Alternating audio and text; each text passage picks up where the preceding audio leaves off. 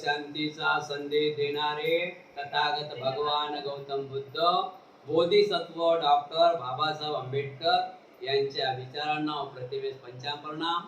नालंदा बुद्ध विहार, विष्णुनगर, दिघा, नवी मुंबई या ठिकाणी रोजीना मिलिंद प्रश्न या ग्रंथाच्या वाचनाला सुरुवात, या ग्रंथाचे वाचन सुरू असते आणि या कार्यक्रमात आजच्या वाचनाच्या कार्यक्रमात उपस्थित सर्व उपासक उपासिका, बालक तथा बालिका तुम्हा सर्वांच्या परी मंगल कामना व्यक्त करून ग्रंथ वाचनाला प्रारंभ करत आहे. सर्वांनी साधू काळ द्यायचा आहे. साधू साधू साधू.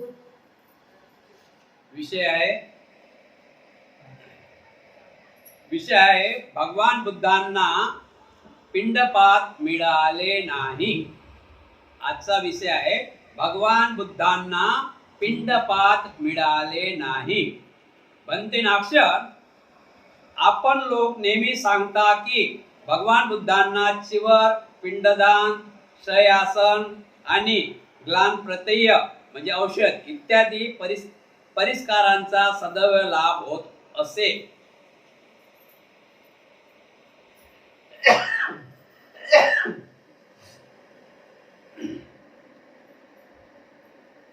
तसेच असेही ऐकण्यात येते की भगवान बुद्ध पंचशाक नामक एका ब्राह्मणाच्या गावी गेले असता त्यांना भोजनदान न मिळाल्यामुळे रिकामे पात्र घेऊन जशाच्या तशाच खाली हाताने परतावे लागले.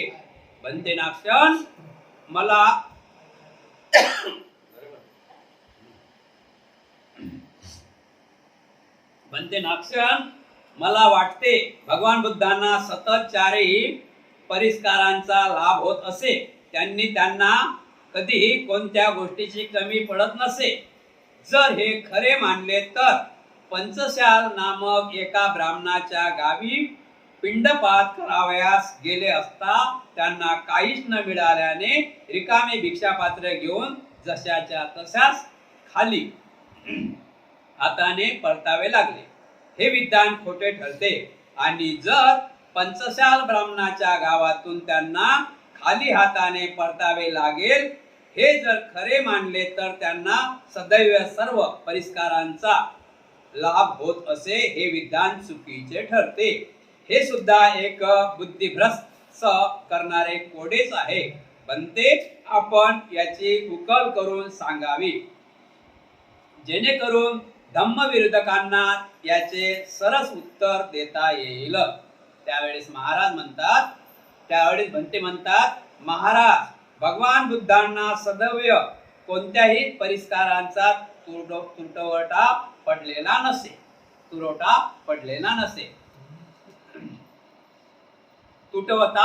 नसे आणि पंचशाल नामक ब्राह्मण गावातून भिक्षा न मिळाल्यामुळे रिकामे भिक्षापात्र घेऊन परतावे लागले. ह्या दोन्ही गोष्टी खऱ्या आहेत, परंतु कारस्थान दृष्टकुटील व सत्कृत्याचा नाश करणाऱ्या माराचे होते. बनते, असे कसे म्हणता येईल? अगणित कल्पापासून भगवान बुद्धाने उत्तमोत्तम राशी रचल्या आहेत आणि नुकताच अस्तित्वात आलेल्या पापी माराने त्यांच्या इतक्या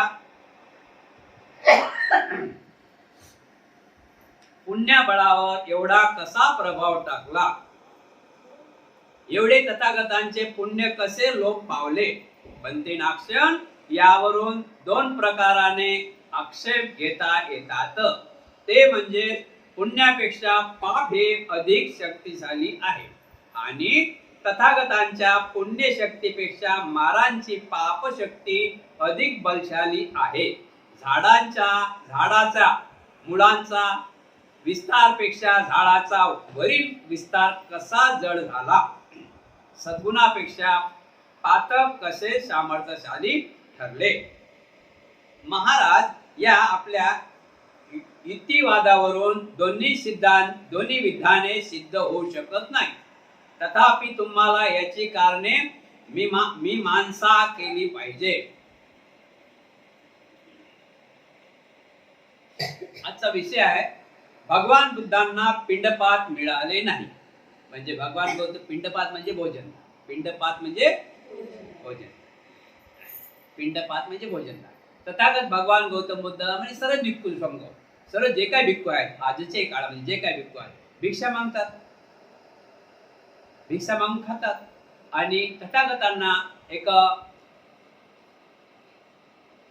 पंचशाक नावाचं गाव होतं. ते ब्राह्मणाचं गाव होतं. त्या ठिकाणी भगवान गौतम बुद्ध आपलं भिक्षापात्र घेऊन गेले, तर त्या ठिकाणी त्यांना काहीच मिळालं नाही. रिकाम्या हातानं वापस यावं लागलं. पण भगवान एका बाजू रिकाम्या हाताने वापस यावं लागलं. पण भगवान गौतम बुद्धाच्या बाबतीत असं सांगण्यात येते की भगवान गौतम बुद्धांना कुठंच खाली हात पाठवल्या गेले नाही. अनेक प्रकारचे त्यांचा परिष्कार म्हणतात. तुम्ही देता ना साबण, तेल, बरस, कोलगेट, परिष्कार त्याला काय म्हणतात. मला जे तुला जे वस्तू पाहिजे देता ना तुम्ही, साबण, तेल, बरस, कोलगेट वगैरे जे काही लागतात ते, चपला सहित कपडा सहित कोणाचे आहेत, तुमचेच आहेत. परिष्कार म्हणजे वस्तू, पेन, वही. तर अशा प्रकारे भगवान गौतम बुद्धांना चालता बोलता परिष्कार मिळत, चालता न मागता परिष्कार मिळत. तुम्हालाही मागायचं काम नाही, परिष्कार देतात. अशा प्रकारे कधीच त्यांना कोण्या गोष्टीची कमी पडली नव्हती. भगवान बुद्धांना कधीच कोण्या गोष्टीची कमी पडली नव्हती. आणि मला वाटतं आजही भिक्खू संघाला काहीच कमी नाही. तुम्ही असे उपासक आहे की काहीच आम्हाला म्हणजे कुठल्याच प्रकारे आम्हाला गरज पडत नाही. म्हणून अनेक भिक्खूंनी अनेक मोठे मोठे विहार बांधण्यात चालू आहे. मोठे मोठे विहार बांधकाम चालू आहे. कशामुळे? तुम्ही चांगले आहात. भले हजारो लोकातून तुम्ही 25 जरी चांगले आहात तरी काही कमी नाही. तुम्ही 25 जसं अनाथ पिंडकांनी एवढं मोठं जेतवन दान विकत घेऊन तथागत भगवान बुद्धांच्या भिक्खू संघासाठी एवढं मोठं स्वतः बांधलं एकाच व्यक्तीनं. तर आजपर्यंत त्याचं नाव आहे, आजपर्यंत जेतवन आहे. कधी एकर जेतवन आहे. माझ्या अंदाजानं असं वाटतं की मला 64 एकर जमीन आहे. ते किती एकर जमीन आहे? 64 एकर. 64 एकर साधा आहे काय? कोणाच्या भरोशावर? त्यावेळेस तो एकाच राजाने एकाच अनाथ पिंडकाने बांधलं. आता असे राजे आहेत. त्याच्यानंतर अशोक सम्राट त्यांनी 84,000 लेण्या बांधल्या. कमी झालं का? 84,000 लेण्या.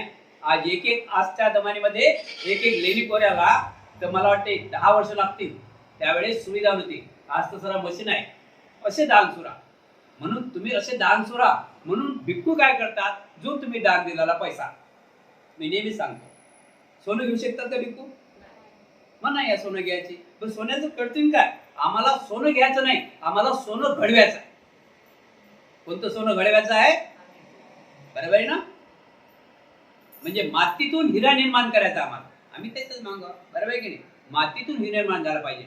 म्हणून अशा प्रकारे भगवान गौतम बुद्धाच्या भिक्खू संघाला आणि भगवान बुद्धांना काहीच कमी नव्हतं. कुठल्याच प्रकारे कमी नाही. कारण की हा धम्मच राजेशाही धम्म आहे.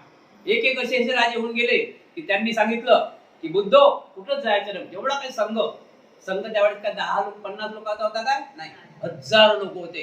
किती लोक संघात होते? हजारो. बघा ना, नागसेन बंदी किती तयार केले यातूनच मिलिंद प्रश्नामध्ये किती तयार केले? 80,000 80,000. म्हणजे कमी होती का लोकसंख्या? आता 80,000 या 6 गावातील लोक नाही. पण तरी आमची खायची काय आमच्या जो टो आहे काय? तुम्ही जर आता आमच्या कुठेतरी गेले पर्यटनला तर तुम्हाला टो घेऊन जावं लागते, भांडी घेऊन जावं लागतात, हे घेऊन जावं लागते, ते घेऊन जावं लागते. आमच्याजवळ आहे का काही? फक्त आमच्याजवळ काय आहे? भिक्षापात्र. म्हणजे कधी अशा प्रकारे संघाला अजूनही कुठल्याच प्रकारे कमी नाही. पण एक गाव असं भेटलं बुद्धांना, त्या गावाचं नाव आहे पंचशाक. पंचशाक गावामध्ये काही ब्राह्मण राहत होते आणि त्या गावात भगवान गौतम बुद्ध भिक्षा मागायला गेले. तर त्या गावात बुद्धांना भिक्षाच भेटली नाही. किती घर मागायला लागतात? 7. 8 घरी मागायचे नाही. मग 7 घरी भिक्षा मागायला वापस आले, परत आले. तर असं झालं. तर त्यावेळेस मिलिंद राजे स्थविरला म्हणतात की भगवान गौतम बुद्धाचं काय पाप शिल्लक बाकी राहिलं असेल म्हणून त्यांना भिक्षा नाही. काही पाप शिल्लक राहिलं असेल. बरोबर आहे की नाही? भिक्षा सर्व ठिकाणी भिक्षा मिळाली आणि त्या पच्चाक नामक गावात का भिक्षा मिळाली नाही? तर काहीतरी त्यांचं पुण्य कमी पडलं असेल, पाप जास्त झालं असेल. आता बुद्धाचं पुण्य पुण्य पापाचं काही सहज नाही. पुण्य पाप तर त्यांनी सर्व धुवून काढलं होतं. बोधिसत्व झाले होते, सम्यक बुद्धी सम्यक बोधी प्राप्त झाली, म्हणजे त्यांचे सर्व नील होतं ना. पण हे का झालं? म्हणून राजा मिलिंद म्हणतात की बनते, तुम्ही एका बाजून सांगतात की भगवान गौतम बुद्धाच्या संघाला कुठल्याच प्रकारे कधीच वापस येत नाही भिक्षापात्र, आणि एका बाजून सांगता तुम्ही की पंच गावामध्ये भगवान बुद्धांना वापस यावं लागतं. म्हणजे मला असं वाटते की काहीतरी बुद्धांचं पाप कर्म शिल्लक राहिलं म्हणून त्यांना वापस यावं लागतं. त्यावेळेस त्यावेळेस कबीर म्हणतात की महाराज तशी काही गोष्ट नाही, तशी काही गोष्ट नाही. पण भगवान गौतम बुद्ध ज्या वेळेस भिक्षा मागायला गेले होते त्या गावामध्ये, तर त्या गावाच्या लोकांचे काही घर आहेत 10, 15, 20, 25, इथं 7च घरी गेले. 7 घरी काय एका लाईनच गेले काय ना, एका लाईनच गेले काय? पण ते म्हणतात ते घर सुटले असं केले ते. पण त्या गावात त्या ठिकाणी मार चुकून बसले होते, मार हे लपून बसले होते, मार हे लपून बसले होते. आणि त्या मारांनी त्या लोकांना दान देण्याची मनाई केली. त्या मारांना त्या लोकांना दान देण्याची मनाई केली. समजलं ना? एक बघा लक्षात ठेवा, माणसाला 2 मेंदू आहे. किती मेंदू आहे? 2. एक कधी कधी आपण पण अंदाज काढा, आपण असा अंदाज काढा की कधी कधी आपल्या मनात येते की काही दान देवा, की कोणाला उसनवारी देवा, काही उसनवारी करा असं मनात येते. अधिक काही थोडा टाइम थांबलो असं वाटतं नको बाबा, म्हणजे त्याच काय समजलं ना, नको बाबा समजलं ना, आहे ना? आठवते ना कधी शब्द? कधी कधी असं वाटते कोणाला दान देवा, की कधी कधी असं वाटते की कोणाच्या झगड्यात तोड्याला जावा. कधी म्हणजे 2 मेंदू, हा एक आणि पाठीमागचा. तर हा चांगला विचार करते, हा जरा कोणाचा ऐकत नाही. 2 मेंदू, बरोबर आहे की नाही? म्हणजे म्हणतात ना स्वभाव असा प्रकारे. तर कधी आपल्या मनात येते काही कोणाला दान द्यावं की काही मदत करावं, आणि चटकनच काही थोडं विचार केला ना तर कधी असं वाटतं की नको बाबा. म्हणजे तिथं कोणी तयार होतात. कोणासाठी मार तयार होतात की समोरच्याचं म्हणजे समोरच्याचं भांडण तर तुट नाही, ते भाग नाही, तुझं आपल्यासाठी राहत नाही. पण असे मार तयार होतात की त्या गावामधलं त्या म्हणजे कुशल आणि अकुशल कर्माचा गणित घेऊया त्या गावामधलं, त्यांच्याकडून दानच केलं जात नाही. त्या गावामध्ये बुद्धांना दान मिळालेलं नाही. लक्षात ठेवा, दान देणे याला पण कर्म पाहिजे, दान देणे याला पण कर्म पाहिजे, आणि दान घेणे याला तर कर्मच पाहिजे. दान तुम्ही असे देता का? दान देणारं कर्म चांगलं आहे तर दान देतात, बरोबर आहे की नाही? तर भिक्खूचं दान द्याला, भिक्खूच्या दानासाठी भिक्खूला दान दिल्याने कुशल कर्म पैदा होतात, कुशल कर्म पैदा होतात, चांगलं विचार पैदा होतात, आणि चांगला हे लागतात, बरोबर आहे ना? एक आपण उदाहरण घेऊया की भगवान बुद्ध त्यांच्या धम्मामध्ये अम्रपाली नावाची बाई होती, गणिका होती, आणि तिला बुद्धांना भोजन द्यायचं होतं. वैशाली नगर मध्ये राहत होती, आणि ते सगळ्या गावात त्या वैशाली नगर मध्ये सगळ्या गावात बुद्धाचं भिक्खू संघाचं भोजन झालं. पण ते एकाच घरी भोजन नाही झालं. कोणाच्या घरी? अम्रपालीच्या घरी. का नाही झालं याचं कारण समजलं का? का नाही झालं? ते काही कमी पैशावर नव्हती, राजाची बराबरी करत होती, राजाची सुद्धा बराबरी करत होती, एवढा पैसा होता तिच्याजवळ. पण ते काय स्वतःच नडत होते, मी नाचणारी आहोत, आणि भिक्खू संघ, पवित्र भिक्खू संघ कसा मी घरी बोलाव जेवणाला, ते घाबरत होते. आणि काही मग विचार काही दाशाने सांगितलं, म्हातारे कुत्या दाशा असतात ना, काही माणूस कधी कधी म्हातारेचं ऐकतात की नाही, म्हातारे लोक चांगले सांगतात, बुजुर्ग लोक चांगले सांगतात.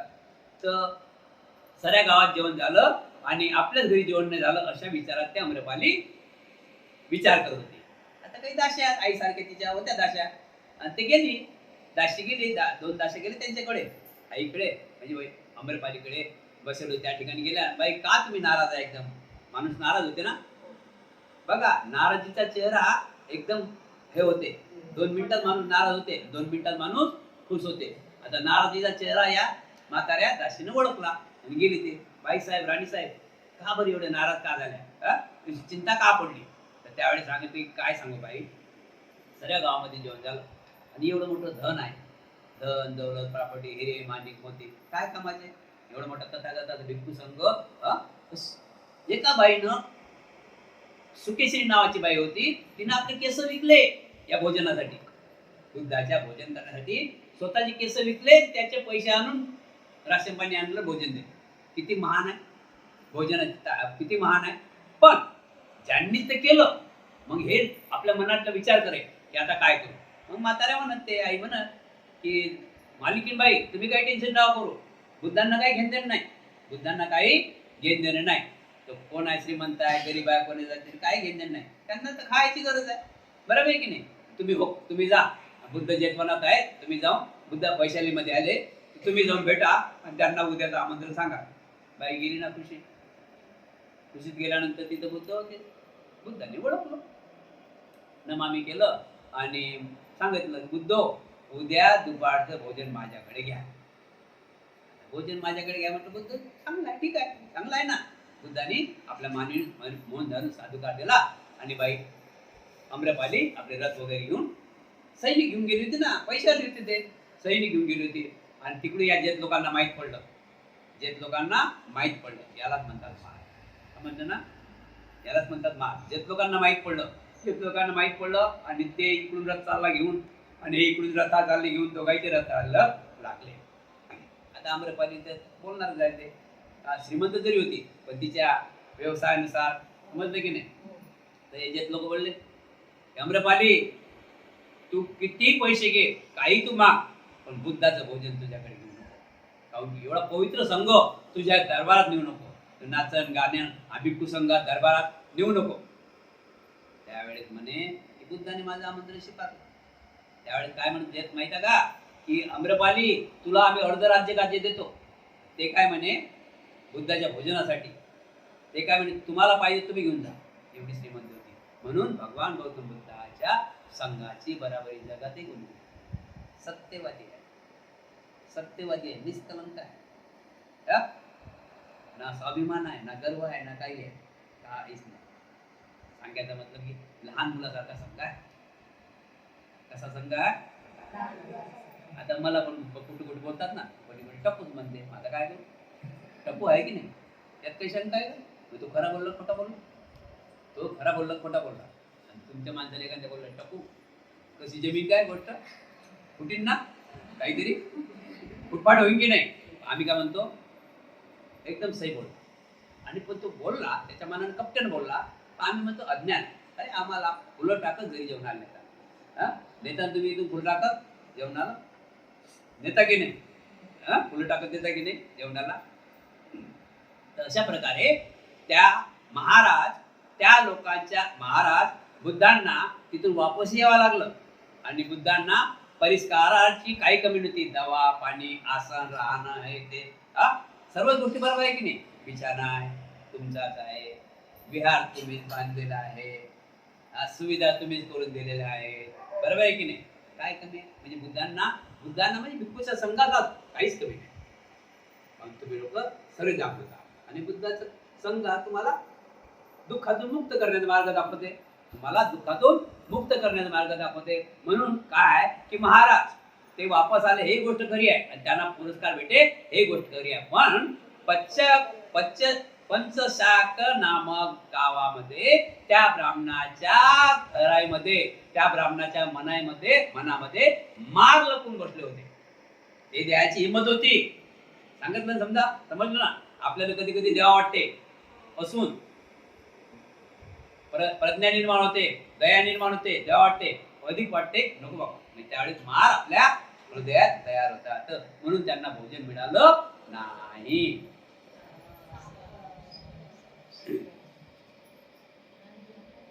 बुद्धाचं पुण्य आणि पाप यात काही शंका नाही. समजलं ना. दुसरा विषय चालू होते, राजाला दिलेली भेट. महाराज एखादा मनुष्य राजास भेट देण्याकरिता उत्तमोत्तम मिठाईचे पदार्थ व सहदाचे पोळे घेऊन राजद्वारावर पोहोचला. परंतु द्वारपालाने त्यास अडवून सांगितले की भल्या माणसा, राजाला भेटण्याची ही वेळ नाही, तेव्हा शक्य तितक्या लवकर ह्या वस्तू घेऊन परत जा. यावेळी राजाने जर तुला येथे पाहिलं तर तुला शिक्षा केल्या वाचून ते राहणार नाहीत. द्वारपालाचे हे असे भीतीदायक शब्द ऐकून तो बराच घाबरला आणि आपल्या सोबत असलेल्या सर्व वस्तू सांभाळून तत्काळ निघून गेला. यामुळे त्या दिवशी राजाला भेट मिळाली नाही, म्हणून राजास त्या द्वारपालापेक्षा कमजोर समजला जाईल की राजास आता कधीच भेट मिळणार नाही.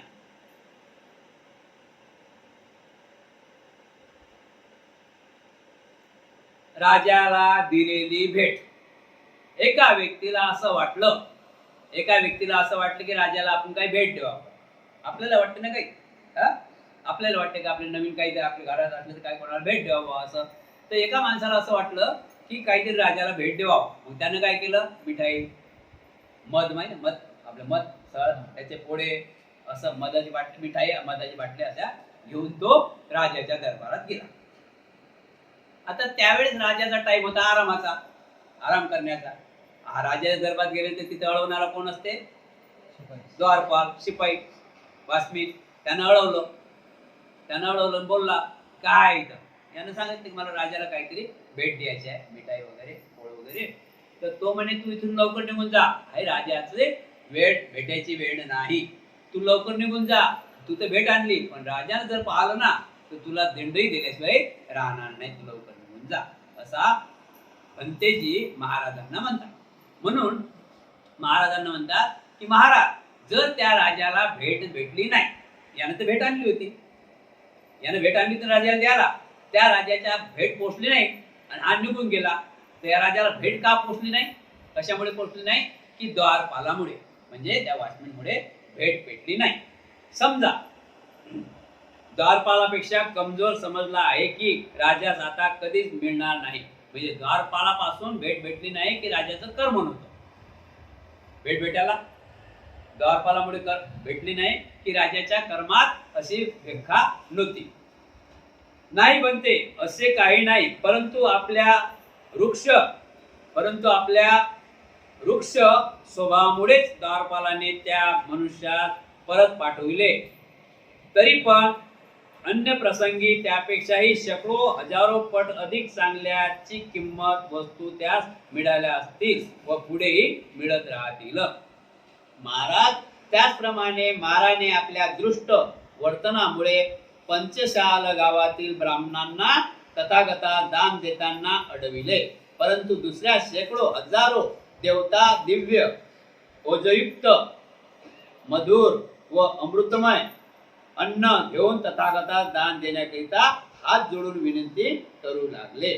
पंतिनाक्ष, तथागतांनी चारही प्रत्ययाचे दान सुलभ असलेही तसेच त्या पुरुषोत्तम तथागता देवता मनुष्य कडून सदैव त्यांच्या आवश्यक वस्तू अत्यंत भक्तिभावपूर्वक दिल्या जात असतीलही, परंतु तेवढ्यापुरती त्या पंचशाल ब्राह्मण गृहस्थाकडून दान न मिळू देण्याची आपली इच्छा त्या महाराजांनी पूर्ण करून घेतली.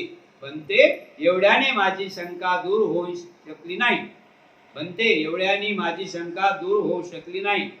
माझ्या पुढील कोडे तसेच आहे. शंकेचे अजून समाधान झाले नाही, पण ते मारासारखा मत्थरी, दृष्ट, नीच, हलकट, शुल्लक, पापी आणि दुर्गुणी जीव पण भगवान बुद्धासारख्या अजिंक्य पुण्यस्वरूपी अद्वितीय आणि महान पुरुषांच्या मार्गात अडथळा कसा काय आणू शकता, हेच मला अजून समजले नाही. बद्दे, तुम्ही म्हणता की भगवान गौतम बुद्धाचं पाप आणि पुण्याबद्दल काही मतलब नाही, ते सर्व पुण्याची गोष्ट केलेली आहे. मग त्यांना अडथळे का बरं निर्माण होतात, त्याच्याबद्दल आपला राजाचं कथा, राजाची पण एक गोष्ट सांगितली महाकवीरांनी की राजा एक समजून चाला, एका राजाला भेट देण्यासाठी पेढे आणले, मध आणलं, पण त्याच्यापर्यंत पोहोचू शकलं नाही. त्याच्यापर्यंत पोहोचू शकलो नाही. मग यात गुन्हेगार कोण आहे, मध देणारा आहे की द्वारपाल आहे? द्वारपाल आहे ना. तो द्वारपाल म्हणजे तो मार आहे, समजलं ना. म्हणून म्हणतो मी, मार हे खूप सतावतात. मार आपल्याला दिसत नाही, मार आपल्याला दिसत नाही, पण मार माणसाच्या पण स्वभावाने, माणसाच्या पण स्वभाव म्हणजे माणसाच्या पण रूपात दार मार फिरतात. आपल्याला उलटा सल्ला देणारा तो कोण आहे? समोरचा माणूस नाही, त्याच्यामधला मार आहे तो आपलं काम करू देत नाही, त्याचंही मंगल होऊ देत, त्याला मार म्हटलं गेलेलं आहे. मार मार मार म्हणजे मार, महार नाही, मार मार म्हणतो ना, मार सेना म्हणतो ना आपण, मार सेना म्हणजे दुष्ट व्यक्ती, दुष्ट विचार. भगवान गौतम बुद्ध ध्यान साधना बसले होते, ध्यान साधनेला बसले होते बुद्ध गायला, त्या ठिकाणी बुद्धांना मार तकलीफ देत होते, मार. त्यावेळेस बुद्ध बोलले की हे महारांनो, बोधिवृक्षाखाली बुद्ध गायला बसले होते त्यावेळेस, ज्ञान प्राप्तीच्या वेळेस, त्यावेळी त्यांनी सुजाताची खीर भाषण केली आणि ते पात्र निर्जन टाकलं आणि त्यांनी विचार केला की मी आता जोपर्यंत 49 घास घेतले, त्या खिरीचे किती घास घेतले होते? 49 घास घेतले. आणि बुद्धांनी त्यावेळेस, सिद्धार्थांनी त्यावेळेस निश्चय केला की मी सुजाताची खीर घेतली, त्यामुळे माझे जे चाहते होते कोंडन्य वप्प बजे माना अस्वजी, माझे मित्र, तेही नाराज झाले, पण मी जर नसती घेतली तर मी संपून गेलो होतो. पण आता मी जे खीर घेतली त्याचे 49 घास घेतले आणि जोपर्यंत त्याची शक्ती माझ्या अंगात आहे, शरीरात आहे, तोपर्यंत मी या बोधिवृक्षा खालून म्हणजे पिंपळा झाडाखालून उठणार नाही. म्हणून त्यांनी सूर्याकडे तोंड करून मांडी मारून त्या ठिकाणी ध्यान करत बसले होते. आता त्यांना मार सतावतच, ध्यान लागू देत नव्हते, मार सतावत. तर त्यांनी निश्चय केला की हे महारांनो, कदाचित सूर्य खाली पडी, कदाचित सूर्य खाली पडी किंवा उगवणार नाही, कदाचित डोंगर खसून टाप होईल, डोंगर खसूनही साफ होईल, कदाचित समुद्र आटून जाईल, एवढा मोठा महान समुद्र आटून जाईल, पण मी माझा निश्चय सोडणार नाही. तुम्ही कितीही मला तकलीफ द्या, पण मी माझा निश्चय धरलेला आहे, प्रतिष्ठान ठेवलेली आहे, ते मी कधी त्यामधून डगमगणार नाही. शेवटी त्या महाराजांना हार घ्यावा लागली. विषय आहे दानात बाधक होण्याची 4 कारणे. दानात बाधक होण्याची 4 कारणे. महाराज 4 गोष्टी दानात बाधक पोहोचवतात. दानात 4 गोष्टी बाधक ठरतात. न पाहिलेले, पहिले प्रश्न आहे का, दानात बाधक होण्याचे 4 कारणे. दानात बाधक म्हणजे अडथळे निर्माण करण्याचे 4 कारणे. दानात अडथळे निर्माण किती कारणे आहेत? 4. पहिलं कारण आहे न पाहिलेले. पहिलं कारण काय आहे? न पाहिलेले. दुसरं कारण आहे उद्देशून केलेले, उद्देशून केलेले. तिसरं कारण आहे तयार केलेले. चौथं कारण आहे उपभोगासाठी तत्पर असलेले. हे 4 कारण अडथळा निर्माण करतात. कसे निर्माण करतात आपण बघूया. कोणत्या व्यक्तीला पाहायला वाचून देण्याकरिता तयार ठेवलेले पाहून दुसरा कोणी व्यक्ती देणाराच भडकवतो की अरे याला दान देण्यात काय उपयोग, कोणत्या दुसऱ्या व्यक्तीस दिले ते बरे, एवढ्यावरून थांबलेला दानास न पाहिल्यावर अंतर आहे असे म्हणतात. म्हणतो ना आपण कोणा दाना. एक उदाहरण आपण घेऊया की एक आपल्या दारी भिक्षुक येते, भीक मागणाऱ्या बाई माणसं फिरतात की नाही, तर आपण त्याला दान द्यायला जातो. दान द्यायला तर भोजन वगैरे, तर बाजूची बाई म्हणते ना कधी कधी की नको याला दान देऊ नको, मी तिथं पाहिला होता, हा बरोबर माणूस नाही, हा इथं लंगडते पण हा सही माणूस आहे, हा फुटका आहे, इथं काडी हाती घेते, हा फुटका नाही, हा चालते, मी बघितलं होतं, याला दान देऊ नको. त्याला अडचणी निर्माण. दान मागणारा जरी आंधळा नसला तरी आंधळ्याचे मिस करतात की नाही. दान मागणारा जरी लंगडा नसला तरी लंगडाचे मिस करतात. त्याला रोडवर बघा, कोणाचीच गोष्ट घेतली. म्हणजे कोणतं गाणं आहे? न पाहिलेलं दान. आपण त्याला पाहिलंच नाही, ओळखत नाही, तेवढं पुरते ओळखतो, त्यालाही दान देणे, त्याला पण दान देण्यासाठी अडथळा निर्माण होते. दुसरा नंबर आहे उद्देशाने केलेले दान. उद्देशाने दान केलेले माहिती आहे ना कसे असतात उद्देशाने. म्हणजे मी वर्षावासामध्ये भिक्खूला चिवड दान करीनच, कठीण चिवड दान करीनच. कठीण चिवरदान करीनच. पण तिथेही मार येतात. असे असतात का बंदीजी, पैसे जमा करतात, इकडेच पाठवतात तिकडेच पाठवतात, असे पण मार येतात. तुमचं मन आहे चिवरदान करायला, पण तुमचे पुण्य तुम्हाला करण्यासाठी तुम्ही जास्त पुण्यवान न व्हाव म्हणून असे मारतात. समजलं ना? दुसरा नंबर काय समजलं? दुसऱ्या उद्देशाने केलेले. आता बरेच लोकांच्या काही काही लोकांच्या मनात हे पण आहे की मला पौर्णिमेच्या दिवशी भोजन द्यायला पाहिजे, उद्देश आहे. पण त्यांना बाजूच दुसरी बाई येतात सांगते कशाला देते त्या बंदीला. बंदीचे असेच आहे, बंदी तसे त्याच्या बघते. बरोबर समजले की नाही? उद्देशून केलेले. उद्देशून तुमची इच्छा असते, तुम्ही ते साठवून ठेवता की मला चिवरदान करायचं आहे म्हणून. पण मनातच काय येते आणि तुम्ही त्याच्यावर विचार करत नाही, कारण की तुम्ही त्या कुशल कर्माचा लाभ घेत. म्हणजे तुम्ही एवढं करता बघा, याच्यासाठी खूप कष्ट करावं लागतात. कुशल कर्मासाठी कष्ट खूप करावं लागतात. कुशल कर्म करणे आणि एका बाजूने हत्या करणे एक लाईन. हत्या करायला किती ताकद लागते? हत्या करायला किती ताकद लागते? ताकद लागते. त्याला माहिती आहे आपल्याला अंदर जावं लागते, ताकद तो काम करते. पण तसंच हे दान करणे गरजेचं आहे. दानामध्ये ताकद लागते. दान देणे काही साधी गोष्ट नाही. दान देणे काही साधी गोष्ट नाही. आणि ते हलत्या बलत्याच्या मतही नाही. हे पण लक्षात ठेवा, हलत्या बलत्याचं दान देण्याचं काम नाही. ज्याच्या कर्मात आहे त्याला काही पुढे चांगलं सुख भेटायचं आहे, त्याला त्याच्या हातून दान. समजलं ना? समजलं का दानाचं मतलब? नाही तर मग माडी वळते, माडी वळते, माडी वळते, माडी. पोराचं लग्न झालं की सुरमन तिच्या लय बाडी काढी, लय काढी. बघा ना, मी असं बोलत नाही, तुम्ही बघा सत्य आहे की नाही. हा, म्हणून त्या ठिकाणी दान का माहिती घे. तू कोण काढणारी? तू कोण काढणारी? म्हणजे दान दिलं तर तू कोण काढणारी होते. दान दिलंच नाही तर मग म्हणते नाही खाली हात मान घालायला लागते ना. म्हणून दिलं तर तुम्ही बोलसाल, दिलंच नाही तर काय बोलसाल? मग तुम्ही काय केलं? तुम्ही कर्तव्य केलं हे मानतो, पण त्या कर्तव्यासोबत दान नाही केलं ना तर सुख भेटीन कसं?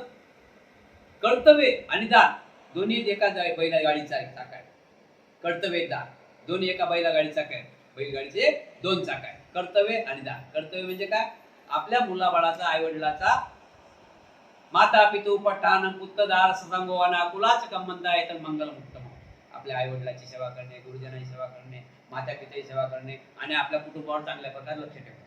पत्नी मुलं त्याला म्हणतात माता पितू पट्टान पुत्रदार ससंगो अनाकुलाचे कमंता येतं मंगल उत्तम.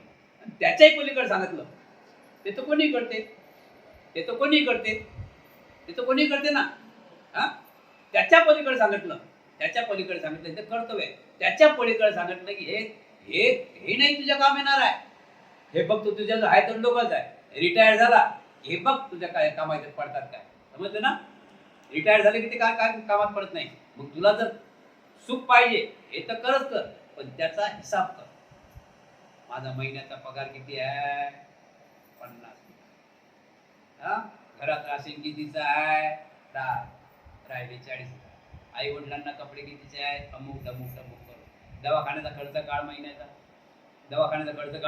अमुक आणि त्यातला 20वा काढून दान दे. असंच आहे का? देऊन तर बघा. घरात विघ्नाचा नाश होते. त्या घरात दान दिलं म्हणजे आपण कलर मारतो की नाही, कसं चमकते, किती आनंद वाटते त्या घरात. अशा प्रकारे दानाचं गणित आहे. म्हणून आपण बाबासाहेबांनी सुद्धा सांगितलं बुद्धाच्या धम्मामध्ये की आपल्या कमाईचा हिस्सा दान द्या. बाबासाहेबांनी तेच केलं. काया वाचा मनाने धनाने दान केलं.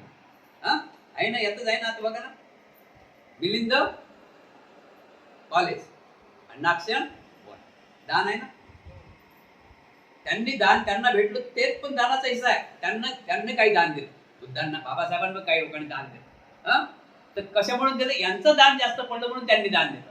यांचं कुशल कर्म पुण्यकर्म जास्त झालं म्हणून त्यांनी दान दिलं. यांचं पुण्यकर्म नसतं दान भेटलं असतं का? आम्हाला दान का भेटते? कुशल कर्म आहे. आम्हाला दान का भेटते? आम्हाला कुशल कर्म आहे. बरोबर आहे की नाही? आणि ते दान देतो, ते दान तुम्ही देता, ते दान काही देता तुम्ही, तर ते दान जाते कुठं जाते दान? याचा हिसाब कुठे जाते? बघितलं का थैली घेऊन? लाल की पिवळी बंदी जी आणली तिकडून थैली आणली, पण कशाची आणली? खाऊची, सफरचंद, केळं वगैरे. काही भाजी, मेथीची भाजी पाहिजे का बंदीची आणली पण हाताने? कोणीतरी पाहिजे का? कांद्याची पिशवी? काही गरज नाही ना. ते दान अशा ठिकाणी ते दान जाते की त्याची पेरणी होते, त्या दानाची पेरणी होऊन राहिली. पेरणी ते तुमचं दान जाते ना, त्या दानाची पेरणी होते आणि तिथं फळं लागतील. ते फळ तुमच्या कामात येणार. कोणाच्या कामात येणार आहे? ते फळ कामात आलंय की कोणा पृथ्वी तलावर असं कोणीच व्यक्ती नाही की त्याला म्हणेल बाजोटा खाली जा, त्या रूमात राहा. पण तुमचं ते कमी पडते ना. कर्तव्य तुम्ही करता पण पुण्य कमी पडते.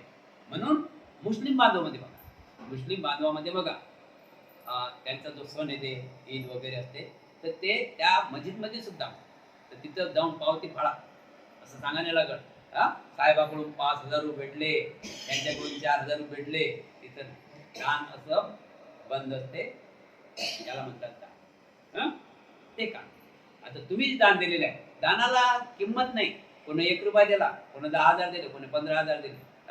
पण हे विहार बांधला आपण 10 रुपये, 1 रुपया, 5 रुपये, 10 रुपये अशा प्रकारे तुम्ही लक्षात ठेवा. तुम्ही 100 रुपये दिले, उदाहरण किती जमा होता इथं? किती जमा होता? तर हे जे पेरणं आहे तुमचं, हे पेरणं आहे तुमच्या शेती, हे पेरलेलं हे पुण्य हे तुमच्या कधी काम येते माहिती आहे का? आता काम येत नाही.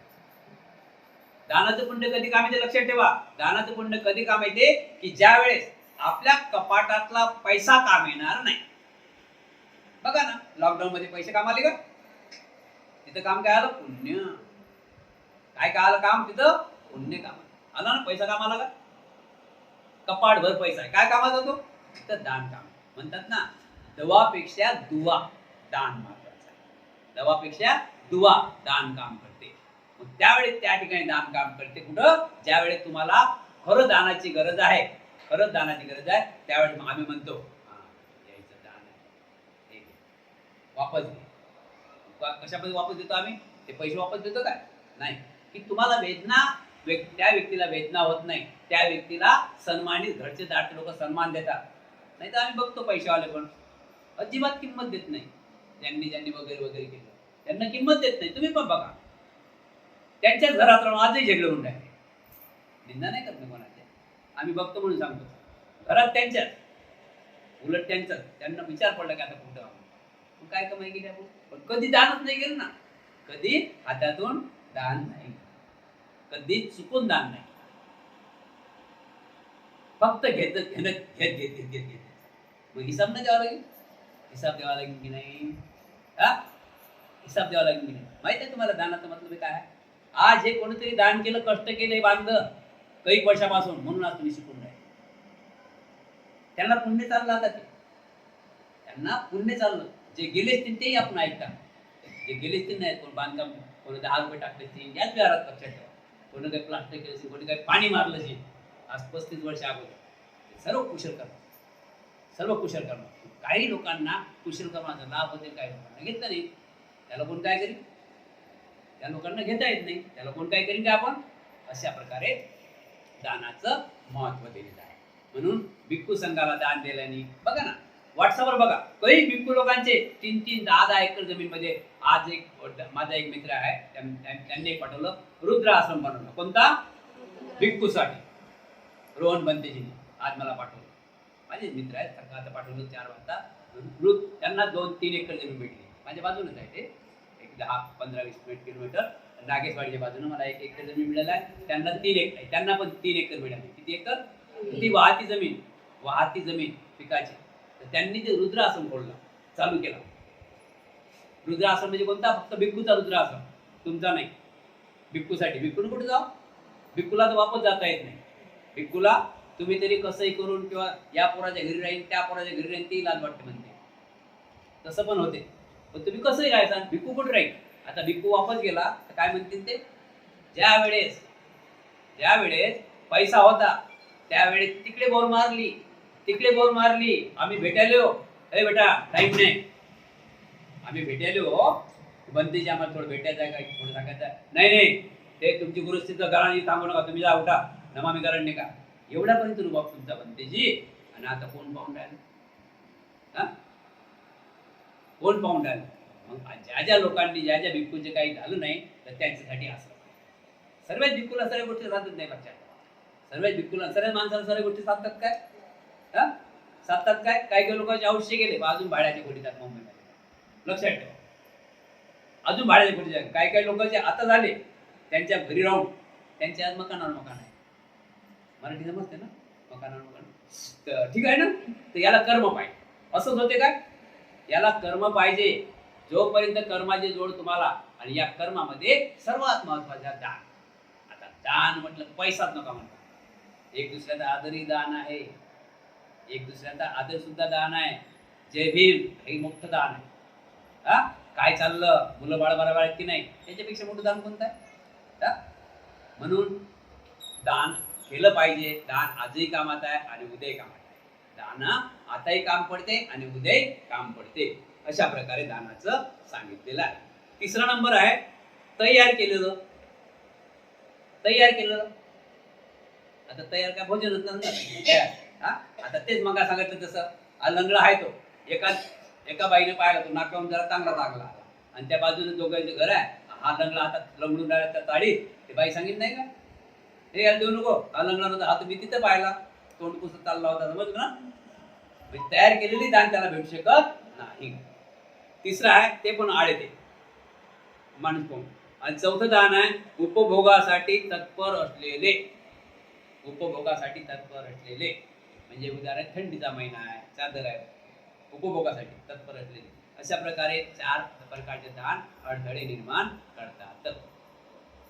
कोणत्या व्यक्तीला, आता याचा अजून सोयीस्कर भाऊ मी माझ्या भाषेत सांगत आता बद्दे काय सांगतात बघा. पहिलं दानाचं आहे न पाहिलेला. त्याचं काय सांगतात बघा. कोणत्या व्यक्तीला पाहिल्या वाचून देण्याकरिता तयार ठेवलेले पाहून दुसरा कुणीतरी व्यक्ती देणारा भडकवतो की अरे याला दान देण्यात काय उपयोग आहे. बरोबर आहे? दान पण सही ठिकाणी गेलं पाहिजे. दान पण सही ठिकाणी गेलं पाहिजे. दान अशा ठिकाणी गेलं पाहिजे की मी जे आज 1 रुपया दिला तर त्या 1 रुपया दिला तर तो 1 रुपया मला शेवटच्या क्षणी कामाला पाहिजे. यात काम येते बघा ना. मी झोपतो एकटा इथं तर माझे असाच फक्त काय विचार करत असेल किती भिक्खू इथे येऊन गेले असतील 35 वर्षात, किती लोक इथे येऊन गेले असतील, किती लोकांचे फोटो इथं असतील. इथं बरं, इथं नाही, इथं किती लोकांचे फोटो आले असतील. इथं काय काय केलं असतील या लोकांनी, इथं काय काय केलं असतील. हा, म्हणजे कोणाचं तरी पुण्य, तुमच्या पुण्यवान लोकांनी हे काम केलं. मग अशा ठिकाणी आपण दान दिलं पाहिजे. आता आपण या विहारात दान देऊ 5,000 की 10,000. हा, काढले पण दिले पण तुम्ही कोण 10,000 5,000 दिले कोणीकडे आहे. थोडे आहेत आमच्याकडे पैसे जमा 50,000-60,000 रुपये, जास्त नाही. आता तुम्ही 5,000 रुपये दान दिले, 5,000 रुपये. आजच्या जमान्यामध्ये 3 लाख 2 लाख रुपये दवाखान्यात जातात. दवाखान्यात 2 लाख 3 लाख जातात दवाखान्यात. ते तिकडून आलं की खोकलता 2 महिने अजून घरातच बसते. पण हे तुम्ही जे 5 लाख 5,000 रुपये दिलेले आहे हे काही पिढ्या चालली. आता जे विहार बांधून आपण कमीत कमी ते 200 वर्ष झाली, 150-200 वर्ष. हे मातीचं आहे तर 40-50 वर्ष झालेलं. हा, आता आपण कॉन्क्रीटचं बांधतो किती वर्ष झाली. म्हणजे बघा बरं आपल्या किती पिढ्या आपण नसणार. बघा आता आपले किती पिढ्या इथे येतील. हा, पंतू याचा फायदा घेईल. पंतूचा पंतू कोण फायदा घेईल. म्हणजे आपल्या दानावर आपण जे फळ लावलं आपल्याला काम येणार नाही तरी समजा आपल्या काम येणार नाही. झाडासारखंच आहे. आपण जर फळ लावलं आपल्याला जरी काम येत नाही पण तरी पंतूचा पंतू अशा प्रकारे हे कुशल कर्म करत राहा. या कुशल कर्माचा कोणतंही कुशल कर्म करा, त्याचा फायदा नक्कीच नक्की आहे. वाया जातच नाही. वाया जाणारी हे गोष्टच नाही. आणि पाप करत राहा, वाया जाणारी गोष्ट आहे. कोण पाहून राहील त्या पाप्याला. आजही दुखी आहे, उद्याही दुखी आहे. ठीक आहे ना. म्हणून आपल्या कमाईचा हिस्सा दान द्या. पण कसं दान द्या की ज्या ठिकाणी खरोखरच माझ्या पिढ्यांचा उद्धार होईल, माझ्या समाजाचा उद्धार होईल तिथं दान. आता हे दान छान आहे की घरात दान देणं, तरी ते तिथे चालते कधी कधी कोणा काही ठिकाणी एवढे कसे लावले तेवढे कसे लावले मग फुकट होईल काय. पैशाचं काम आहे. मग काही ठिकाणी असंही आहे देत तर नाही मधात आडी टाकतात. मधात आळी टाकतात. म्हणून विहारासाठी कुठेही विहार असो, मी नेहमी सांगतो, गावात जरी विहार असो खाली यात जायचं नाही. तिथं काहीतरी दान द्या. कुठं बांधकाम चालू आहे ना, काहीतरी टाका. म्हणजे तुम्ही असं समजून चला की मी इथं काहीतरी 2000 आपल्या मुंबईच्या हिशोबाने काहीतरी 1000-2000 100-200 द्यायलाच चांगलं वाटतात का तुम्हाला? तुम्ही देतही ना, हे मलाही माहीत आहे. फक्त इथंच देतात तुम्ही.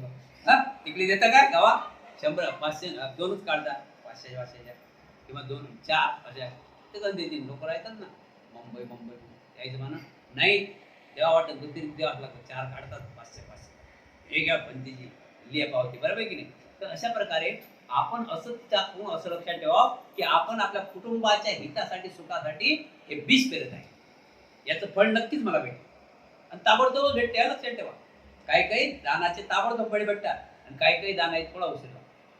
काही दानाचे ताबडतोब फळ भेटतात आणि काही दाना आहेत थोडे उशीर लागते, पण फळ भेटते. फळ भेटल्याशिवाय राहत नाही. अशा प्रकारे कुणी नंबर 2 आहे उद्देशाने केलेले दान. उद्देशाने केलेले. नंबर 2 सांगितलेलं आहे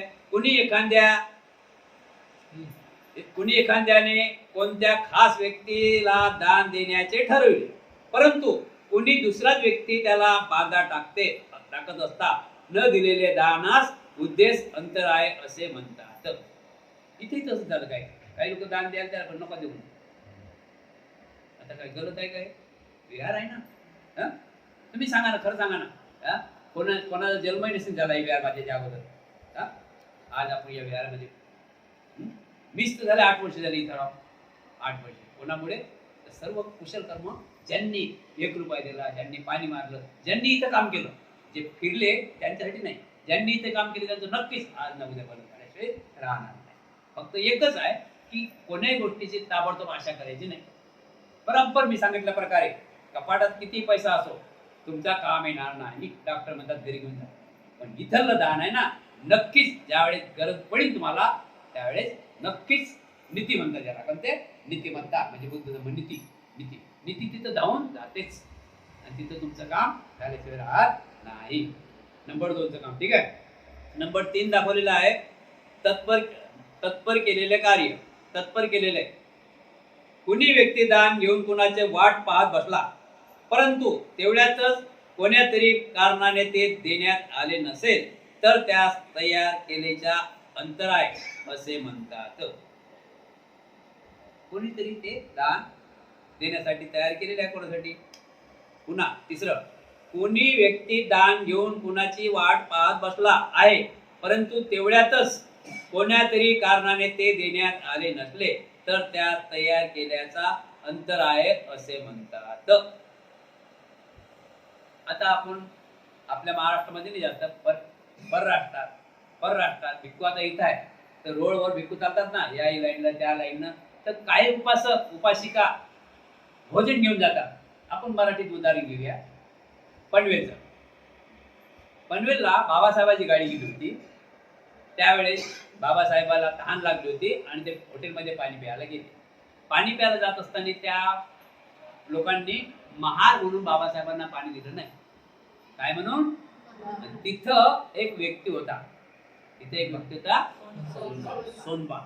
सोनबान ऐकलं. सोनबा घरी गेले धावत, बाजूनं घरी गेले धावत आणि ते मटका आणलं त्यांनी पाणी भरून आणि तिथे ठेवलं. पण तेवढ्यात साहेबाची गाडी निघून गेली. शेवटी ते मटकं तिथंच राहिलं. रोज घेऊन यायचे पण बाबासाहेब त्यांना भेटले नाही. म्हणून असंही कधी मध्ये होते ना. असं कधी मध्ये झालं ना. अशा आता यात मोठे खोल आहेत. लय कठीण आहेत. यात थोडे उत्तर खूप कठीण आहे.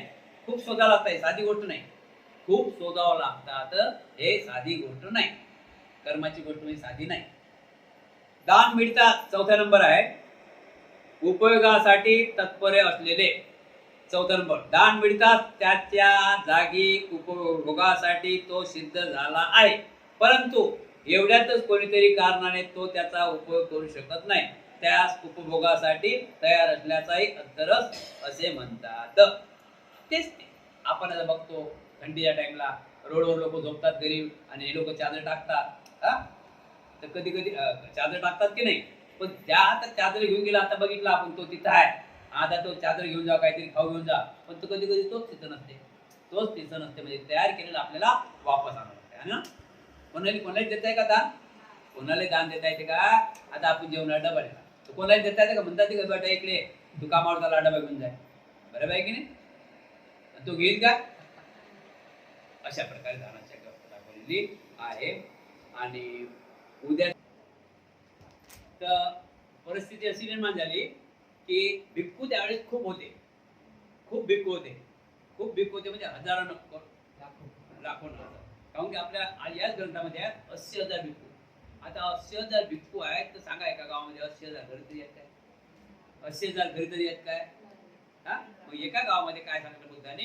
एका गावामध्ये 10 लोक जा भिक्खू, 80,000 आहेत ना, त्या गावामध्ये 15 लोक जा, पण 7च घरं मागा, जास्त मागा. काहून की आता मी गेल्यानंतर दुसरा बंदी झाला, तुम्ही देसान काय? बरं, दुसरी गोष्ट देसाने, पण त्यावेळेचा काळही असा होता, नव्हतं त्यावेळेस पण नव्हतं मिळत पोटाला. वैशालीमध्ये एवढा दुष्काळ पडला होता की 7 वर्ष, वैशाली नगरमध्ये 7 वर्ष दुष्काळ पडला होता. शेवटी बुद्ध गेले, त्यापासून आज हरिहरी आहे. म्हणजे त्यावेळेस त्यांना पण खायला नव्हतं आम्हाला कोणते, म्हणून 7 घरी मागा, दुसरी तर राहिले तर दुसरी जाते. आता मी बंदीजी या घरी गेलो, ते म्हणतील ना बंदीजी आता दिलं एक बंदीला पुढे जा, असे पण चांगले लोक मांडणार नाहीच तर श्रद्धा नाही आहे, बंदीजी पुढच्या घरी जा, तिकडे नाही गेले वाटते, मग आम्ही जाणार आहे. अशा प्रकारे 7च घर म्हणून आहे. बरं, दुसरी गोष्ट एक भिक्खू आता 10 घरी गेला, एवढं कुठून भेटी. आणि दुसरी गोष्ट जेवढं ते घ्यावं लागते, एवढं जेवढं ते घ्यावं लागते आणि तेच खावं लागते काही असो. अशा परिस्थिती आहे, समजलं ना, म्हणून 7च घर सांगितलं.